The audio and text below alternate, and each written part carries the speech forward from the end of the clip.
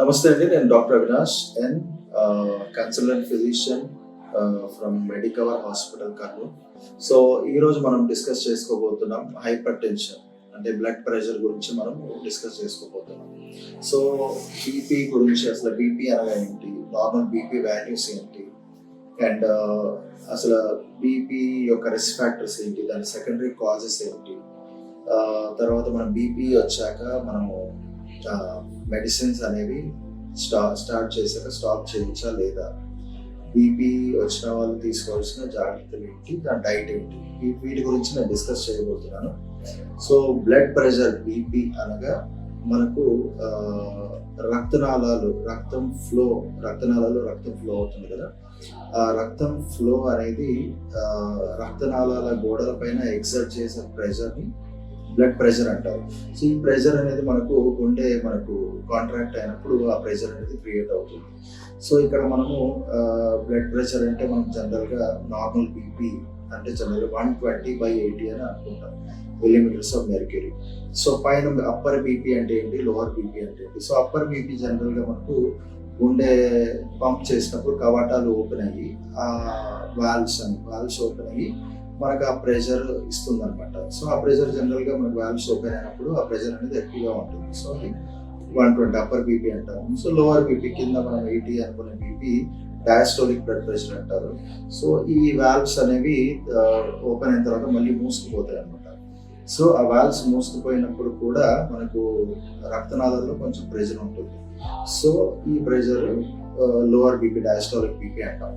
So ఇది normal values ఏంటి అనేది మనకు గైడ్ లైన్స్ అనేది వస్తూ ఉంటాయి. సో రీసెంట్గా మనకు 2023లో European Society of Hypertension వాళ్ళు కొన్ని గైడ్ లైన్స్ ఇచ్చారు.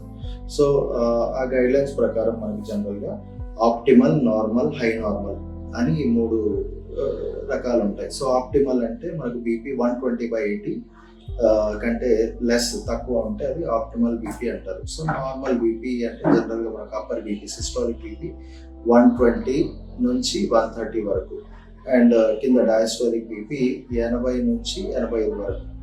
సో అది మనము నార్మల్ బీపీ అంటారు. సో హై నార్మల్ బీపీ అంటే ఏంటి, హై నార్మల్ బీపీ అంటే సిస్టాలిక్ బీపీ 130 నుంచి 140 వరకు ఉండడము, తర్వాత కింద డయాస్టోలిక్ బీపీ ఏమో 85 నుంచి 90 వరకు ఉండడం.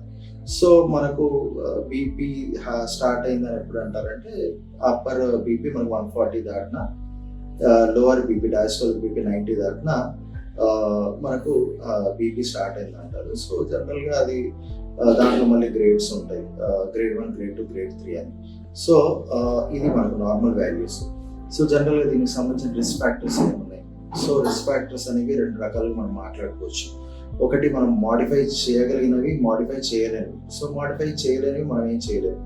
ఆ రిస్క్ ఫ్యాక్టర్స్ ఏంటి, ఏజ్ అనేది ఒక రిస్క్ ఫ్యాక్టర్. సో జనరల్గా మగవాళ్ళకి 64 ఏళ్ళు, ఆడవాళ్ళకి 65 ఏళ్ళు అనేది ఆ ఏజ్ అనేది రిస్క్ ఫ్యాక్టర్. ఆ ఏజ్ తర్వాత జనరల్గా బీపీ అనేది యూజువల్గా మనం చూస్తూ ఉంటాం. సో తర్వాత సెక్స్ అంటే మనకు ఏదైతే మేల్స్కి జనరల్గా బీపీ అనేది కొంచెం ఎక్కువ ఉంటుంది compare to females.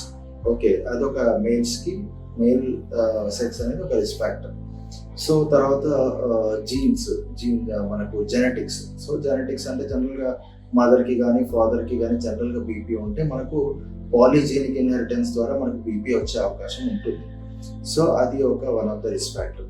So modify చేయగలిగిన రిస్క్ ఫ్యాక్టర్స్ ఏంటి అంటే మనము అవి మార్చుకుంటే మనం బీపీ అనేది రివర్స్ చేసుకోవచ్చు. సో జనరల్గా మాడిఫైడ్ రిస్క్ ఫ్యాక్టర్స్లో మెయిన్గా ఒబేసిటీ అంటారు. సో ఓవర్ వెయిట్గా ఉండడము, బయట సాచురేటెడ్ ఫ్యాట్స్, ఆయిల్ ఫుడ్స్ తీసుకోవడము, జంక్ ఫుడ్స్ తీసుకోవడము, హై సాల్ట్ ఇంటేక్ తీసుకోవడము, ఫిజికల్ యాక్టివిటీ తక్కువగా ఉండడము, smoking, alcohol, okay, so stress, sleep లేకపోవడము, సో బ్లడ్ కొలెస్ట్రాల్ ఎక్కువ ఉండడము. సో ఇవన్నీ మనము రిస్క్ ఫ్యాక్టర్స్ అన్నమాట. బీపీ మనకు డెవలప్ అవ్వడానికి గల కారణాలు.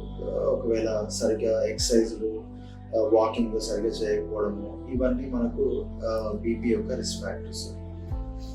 సో కానీ ఇంకోటి బీపీకి సెకండరీ కాజెస్ కూడా ఉంటాయి. సెకండరీ కాజెస్ అంటే జనరల్గా వేరే కారణాల వల్ల మనకి బీపీ రావడం. సో ఇలా కొన్ని కారణాలు ఉంటాయి. Thyroid one of the main reason. So hyper thyroidism లేదా హైపోథైరాయిడిజంలో మనకు బీపీ అనేది కొంచెం ఎక్కువ చూస్తాం. ఇంకా కొన్ని అదర్ రీజన్స్ కూడా ఉంటాయి. వేరే వ్యాధుల్లో కూడా మనము చూస్తాము. దేంట్లో అంటే మనకు కుషింగ్ సిండ్రోమ్ అంటారు. Cushing syndrome, phaeochromocytoma, hyperaldosteronism, renal artery stenosis, తర్వాత అబ్స్ట్రక్టివ్ స్లీప్ యాప్నియా, ఇలాంటి వ్యాధుల్లో మనకు chronic kidney disease, kidney problems ఉన్న ఓకే. సో కొన్ని డ్రగ్స్ వల్ల కూడా మనకి బీపీ ఉండొచ్చు. సో ఇవన్నీ సెకండరీ కాజెస్. సో అందుకనే బీపీ అనేది మనకు ఎక్కువ రీడింగ్స్ వస్తున్నప్పుడు అందుకే డాక్టర్స్ని మనం జనరల్గా అప్రోచ్ అవ్వాలి. ఎందుకంటే ఈ సెకండరీ కాజెస్ ఏమైనా ఉంటే అవి మనం డిటెక్ట్ చేసుకొని వాటికి ట్రీట్మెంట్ మనం తీసుకుంటే మనం బీపీ అనేది రివర్స్ చేయొచ్చు. సో ఒకవేళ బీపీ స్టార్ట్ అయ్యాక జనరల్గా మనం తీసుకోవాల్సిన జాగ్రత్తలు ఏంటి? సో మనం జనరల్గా స్ట్రెస్ అనేది తగ్గించుకోవాలి. మీరు స్ట్రెస్ తగ్గించుకోవడానికి యోగా, మెడిటేషన్ బాగా పనికి వస్తుంది. ఒకవేళ ఓవర్ వెయిట్ ఉంటే మనము వెయిట్ అనేది తగ్గించుకోవాలి. సరైన నిద్ర ఉండాలి. మంచి పోషకాలు తీసుకోవాలి. పోషకాలు అంటే మెయిన్గా ఫ్రూట్స్, వెజిటేబుల్స్, తర్వాత మిల్లెట్స్, గ్రెయిన్స్, హోల్ గ్రెయిన్స్ అంటారు. హోల్ గ్రెయిన్స్, తర్వాత నట్స్, సీడ్స్, ఇవి మీ డైట్లో ఇంక్లూడ్ అయ్యేలా చూసుకోవాలి. ఓకే. సో జనరల్గా మీట్ విషయానికి వస్తే లీన్ మీట్ అంటే మనకు చికెన్ కానీ ఫిష్ కానీ తీసుకోవాలి. జనరల్గా మనం అవాయిడ్ చేయాల్సినవి ఏంటంటే రెడ్ మీట్ అవాయిడ్ చేయాలి. రెడ్ మీట్ అంటే మనకు మటన్, బీఫ్, పోర్క్ ఇవన్నీ రెడ్ మీట్ కేటగిరీలోకి వస్తాయి. సో సాల్ట్ అనేది రెస్ట్రిక్ట్ చేయాలి. సాల్ట్ చాలా తక్కువ తీసుకోవాలి. 6 grams per day కంటే మనం ఎక్కువనే తీసుకోకూడదు. అండ్ సాల్ట్ ఎక్కువ ఉన్న పదార్థాలు కూడా అంటే లైక్ పికిల్స్, ఇట్లా సాల్ట్ ఎక్కువ ఉన్నవి, బయట చిప్స్ లాంటివి, స్టోర్డ్ ఫుడ్ ఇలాంటివి మనం తక్కువ తీసుకోవాలి. సాల్ట్ కనుక ఎక్కువ తీసుకుంటే బీపీ మనకు పెరిగే అవకాశం ఉంటుంది. ఇంకోటి సాచురేటెడ్ ఫ్యాట్స్ తక్కువ తీసుకోవాలి. లో ఫ్యాట్ డైట్, ఫ్యాటీ డైట్ అనేది తక్కువ తీసుకోవాల్సి ఉంటుంది. ఓకే.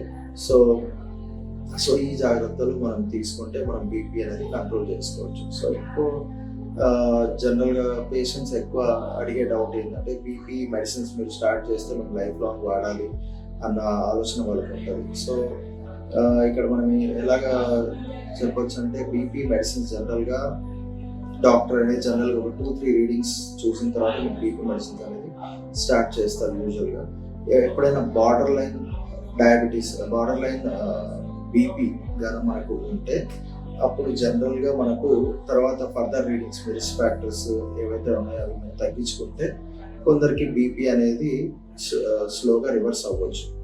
సో ఇక్కడ డాక్టర్ మనకి ఏం చేస్తారంటే ఒకవేళ మెడిసిన్ స్టార్ట్ చేసినా కూడా మీ ఫర్దర్ ఫాలోఅప్స్లో బీపీ అనేది కరెక్ట్గా చెక్ చేసుకొని స్లోగా మెడిసిన్స్ అనేవి తగ్గియచ్చు ఒకవేళ మీ బీపీ రీడింగ్స్ బట్టి. సో అందుకనే బీపీ స్టార్ట్ అయ్యాక మీరు ఇంటి దగ్గర రెగ్యులర్గా మానిటర్ చేసుకుంటూ ఉండాలి. దాన్ని రాసుకోవాలి, వాల్యూస్ రాసుకోవాలి. అండ్ తర్వాత మీరు రెగ్యులర్గా మీ డాక్టర్ని కన్సల్ట్ అవుతూ ఉండాలి. సో దట్ చాలామంది ఏంటంటే ఒకసారి బీపీ మెడిసిన్ స్టార్ట్ చేసిన తర్వాత అలాగే సంవత్సరాల తరబడి వాడుతూ ఉంటారు. ఆ డోస్ మనకు సరిపోతుందో లేదో తెలియదు, ఆ డోస్ డిక్రీజ్ చేయాలో తెలియదు. సో ఇలాగ మీరు రెగ్యులర్గా మానిటర్ చేసుకుంటూ ఉండాలన్నమాట. సో దీని సారాంశం ఏంటంటే ఒకవేళ బీపీ మెడిసిన్ మనం స్టార్ట్ చేసినా కూడా వాటి డోస్ మనం స్లోగా తగ్గించి ఆపేసే అవకాశం కూడా ఉంటుంది. అది ఎప్పుడు సో దానికి ఏమైనా ఒక కాజ్ ఉన్నప్పుడు రిస్క్ ఫ్యాక్టర్స్ కానీ సెకండరీ కాజెస్ కానీ ఏమైనా ఉంటే మనం వాటిని మనము రివర్స్ చేసి ట్రీట్ చేసి బీపీని కూడా మనం రివర్స్ చేసే అవకాశం ఉంటుంది. సో ఇంకోటి మెయిన్గా మనకు లైఫ్ స్టైల్ మోడిఫికేషన్స్ అంటారు. సో ఎట్లాంటి లైఫ్ స్టైల్ మోడిఫికేషన్స్ మనం తీసుకోవాలి అన్నది మనం ఆలోచించినప్పటైతే సో మెయిన్గా కొంచెం సో లైఫ్ స్టైల్ మోడిఫికేషన్స్ అంటే మనకు మెయిన్గా డైట్ గురించి ఇంపార్టెంట్. సో డైట్ మనం ఎక్కువ హై ఫైబర్ డైట్ తీసుకోవాలి. గ్రీన్ వెజిటేబుల్స్, ఫ్రూట్స్ బాగా తీసుకోవాలి. దేంట్లో అయితే మనము సోడియం బాగా తక్కువ ఉంటుంది, పొటాషియం బాగా ఎక్కువ ఉంటే ఫ్రూట్స్ తీసుకోవాలి. సో దట్ మనకు సోడియం అనేది పొటాషియంతో ఎక్స్చేంజ్ అయ్యి మనకు బీపీ అనేది జనరల్గా తగ్గుతుంది. సో స్మోకింగ్, ఆల్కహాల్ లాంటివి బంద్ చేసేయాలి. వెయిట్ తగ్గాలి, ఓవర్ వెయిట్ ఉంటే వెయిట్ తగ్గాలి, స్ట్రెస్ తగ్గించుకోవాలి.